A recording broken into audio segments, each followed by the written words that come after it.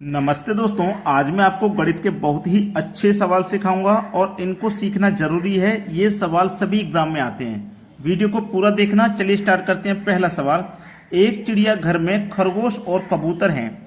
इस सवाल में ना एक तो 4 पैर वाला जानवर होता है और एक 2 पैर वाला जानवर, ठीक है। सिरों की संख्या 90 है, पैरों की संख्या 224। तो कबूतरों की संख्या क्या है? कबूतर की संख्या पूछ रहा है, 2 पैर वाले जानवर की संख्या पूछ रहा है, कितनी होगी? इसके लिए एक फॉर्मूला होता है 4 = L/2 - H। L का मतलब है लेग्स, लेग्स मतलब पैरों की संख्या।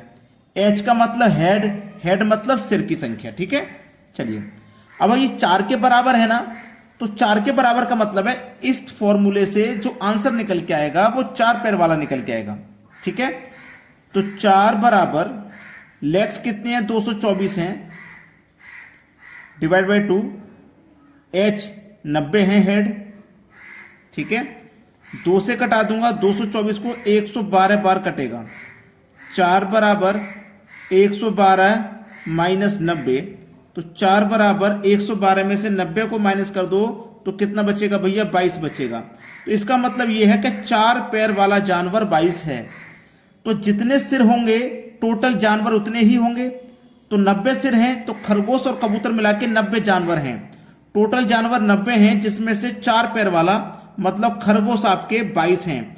तो 22 को माइनस कर दो, 4 पैर वाला टोटल में से माइनस कर दो, जो बचेगा वो 2 पैर वाला होगा। तो 90 में से आप माइनस कर दीजिए 22 को, बचेगा कितना? 68। ये आपका कबूतर हो गया 2 पैर वाला। समझ में आ गया ना? आप निकालोगे तो 4 वाला, तो टोटल में से जो 4 वाला निकल के आया 2 पैर वाला बचेगा, ठीक है। अगर 4 वाला ही पूछा है तो फिर आपको नहीं घटाना, यही आंसर हो जाएगा। 2 पैर वाला पूछा है तो 4 पैर वाले को टोटल सिर में से घटा दीजिए। क्लियर होगी ना बात? 68 दिया गया है बी ऑप्शन में, यह सवाल का सही जवाब है। अब देखते हैं अगला प्रश्न। अगला प्रश्न है, किसी व्यक्ति के पास कुछ मुर्गियां तथा गाय हैं। इनके पैरों की संख्या 140 तथा सिरों की संख्या 48 है। तो मुर्गियों की संख्या ज्ञात कीजिए। फॉर्मूला वही रहेगा, 4 बराबर L/2 - H, ठीक है। तो 4 बराबर लेग्स कितने हैं भाई? पैरों की संख्या कितनी है? 140, डिवाइड बाई 2 माइनस हेड, सिरों की संख्या है 48। 2 से कटाओ 140 को, तो ये 70 बार में कट जाएगा। तो 4 बराबर 70 माइनस 48। तो 4 पैर वाला जानवर यहां है, 70 में से घटा दो 48, बचेगा 22। यहां पे भी 4 पैर वाला जानवर 22 है।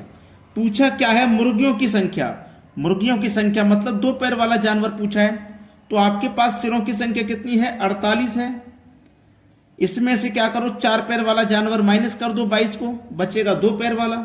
8 में से 2 गया 6, 4 में से 2 गया 2। तो 2 पैर वाला जानवर कितना है? 26 है। ये आपके सवाल का यहां पे बिल्कुल करेक्ट आंसर हो जाएगा, 26 दिया गया है बी ऑप्शन में। चलिए अब देखते हैं अगला सवाल। अगला सवाल है, एक पार्टी में 5 मित्र एक दूसरे को गिफ्ट देते हैं, तो कुल गिफ्टों की संख्या ज्ञात कीजिए। इसमें 2 तरीके का सवाल आता है। एक तो आता है गिफ्ट वाला और एक आता है हाथ मिलाने वाला। दोनों क्लियर करा दूंगा भाई, ठीक है। चलिए, यहां पे गिफ्ट वाला पूछा है ना, तो गिफ्ट वाले के लिए क्या फॉर्मूला लगता है? n × n-1, ठीक है। n × n-1 ये लगता है गिफ्ट वाले के लिए, अगर आपका गिफ्ट वाला सवाल है। और अगर हाथ मिलाने वाला सवाल है तो उसके लिए n × n-1 जो यहां है वो यहां भी रहेगा। अगर हाथ मिलाने वाला है तो उसमें 2 से डिवाइड कर देते हैं बस। ये लगता है हाथ मिलाने वाले के लिए, ठीक है।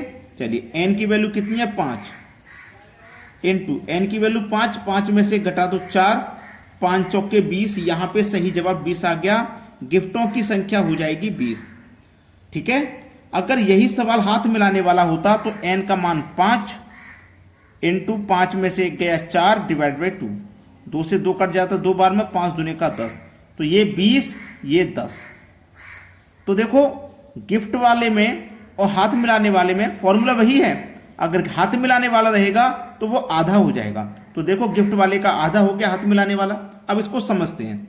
अभी गिफ्ट वाला समझ रहे हैं। एक व्यक्ति ये है, एक व्यक्ति ये है, 2 व्यक्ति हैं। ये वाला व्यक्ति इसको उपहार देगा, यानी कि गिफ्ट देगा। और ये वाला व्यक्ति इस दूसरे व्यक्ति को गिफ्ट देगा, तो कितने गिफ्ट हो गए? 2 हो गए। अब हाथ मिलाने वाला समझो, एक ये व्यक्ति है, एक ये व्यक्ति है। जब ये दोनों व्यक्ति हाथ मिलाएंगे तो ये व्यक्ति अपना हाथ आगे बढ़ाएगा हाथ मिलाने के लिए, ऐसे ही दूसरा व्यक्ति हाथ मिलाएगा और हाथ मिल जाएगा। मिल गया ना? तो देखो 2 व्यक्तियों के मिलाने से एक बार हाथ मिला है। तो देखो हाथ मिलाने वाला उपहार वाले का आधा होता है। उपहार वाला गिफ्ट वाला 2 है, हाथ मिलाना 1 है, तो उपहार वाले का यानी कि गिफ्ट वाले का हाथ मिलाने वाला आधा होता है। समझ में आ गया ना आंसर? चलिए अब देखते हैं अगला प्रश्न। अगला प्रश्न, एक पार्टी में 5 मित्र एक दूसरे से हाथ मिलाते हैं तो मिलाए गए हाथों की संख्या ज्ञात करें। हाथ मिलाने वाला है ना, n into n minus 1 divide by 2। हाथ मिलाने वाले के लिए डिवाइड बाई 2 रहेगा। n की वैल्यू 5 है, 5 में से 1 घटा दो 4 डिवाइड में 2, 2 से 4 कट जाएगा 2 बार में, 5 दूने का 10। तो हाथ मिलानों की संख्या कितनी हो जाएगी? 10 हो जाएगी। डी ऑप्शन हो जाएगा सवाल का बिल्कुल सही जवाब। चलिए अब देखते हैं अगला प्रश्न।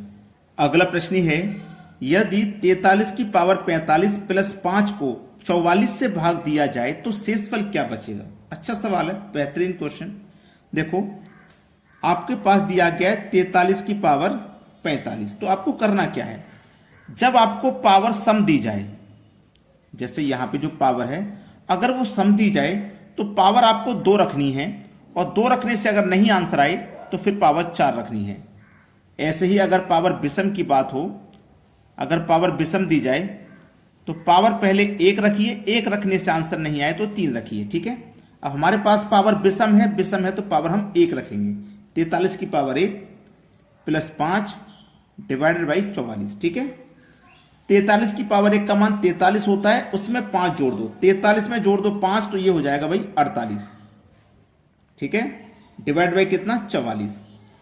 44 से कम 44 कट गया, 48 में से 44 कट गया तो शेष कितना बचा? 4 शेष बचा भाई, 4। ये सवाल का हो जाएगा सही जवाब, और ये दिया गया हमारे सी ऑप्शन में। सभी को समझ में आ गया प्रश्न? चलिए अब देखते हैं अगला सवाल।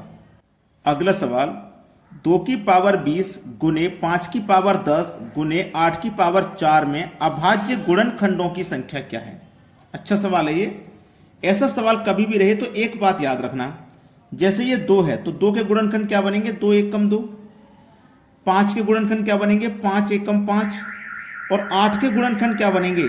8 के बनेंगे 2 गुने 2 4 और गुने 2 8। तो जिस संख्या का गुणनखंड 1 के साथ ही बनेगा और किसी के साथ नहीं बनेगा तो मजबूरी है भाई, नहीं बना सकते। अब मैं 8 का 8 एकम 8 भी बना सकता था, लेकिन नहीं, अगर दूसरी संख्याओं में टूट के बन सकता है तो हमें तोड़ना है। इनका नहीं बन सकता, इनका नहीं बन सकता, जिनका बन सकता है उनका बनाना है। तो इसका जैसे बना तो इसमें आप क्या लोगे? गुणनखंड 1 लोगे। जिसका 1 के साथ बनेगा ना उसका 1 ही लोगे। इसका भी 1 के साथ बना है, इसका 1 लोगे। अब इसका 1 के साथ नहीं बना तो 1 2 3 संख्याओं में बना है, इसका 3 लेना है। ठीक है, 3 लेना है, बात याद रखना मेरी को। ठीक है, अब आपने 3 ले लिया। अब देखो ये पावर का तो अभी तक हमने इस्तेमाल किया ही नहीं है। यहां पावर 20 थी, 20 का गुना 1 से कर दो 20, 10 एकम 10, 4 तिया 12, सबको जोड़ दो भाई। 20 और 10 30, 30 में 12 जोड़ दो, हो गया 42। ये आपके सवाल का हो गया है बिल्कुल सही आंसर 42, और 42 दिया गया है बी ऑप्शन में। कोई बच्चा ऐसा है जिसकी समझ में नहीं आया हो? सभी बच्चे वीडियो को लाइक करके जाएंगे और शेयर करके जाएंगे। सभी अपने दोस्तों में वीडियो को शेयर कर दें। ठीक है दोस्तों, धन्यवाद।